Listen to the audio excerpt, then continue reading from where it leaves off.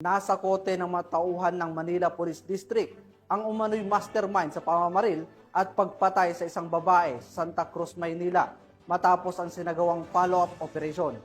Alamin ang buong detalye ng report mula kay Patrolwoman Ivy Corporal.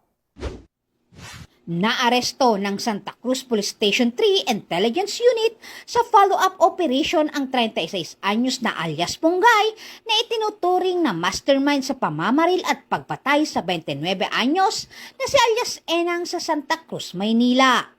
Ayon sa investigasyon ng Santa Cruz Police, kinuha ni Ponggay ang isang gun for hire upang itumba ang biktima na dati umanong asset ng pulisya. Pinaniniwala ang may kinalaman sa ilegal na droga ang motibo sa krimen. Tukoy na rin ng pulisya ang gunman at iba pang kasabwat na kasalukuyang tinutugis. Kasong murder ang kinakaharap ngayon ng suspect na nakakulong sa MPD Homicide Section. Mula dito sa Camp Bagong Diwa, Bikutan, Taguig City, ako po ang inyong PNN correspondent, Patrolwoman Ivy Corporal, alagad ng batas, tagataguyod ng Balitang Pulis.